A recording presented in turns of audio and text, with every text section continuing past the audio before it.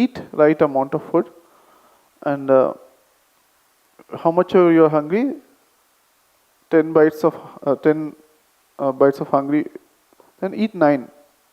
Stop there, so that one bite of food you receive from the cosmic energy. That's first point. Second point is,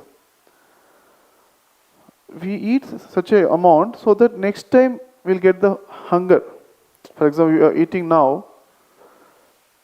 Now we are eating the lunch 1 o'clock. Evening 7, quarter to 7, you need to get hunger.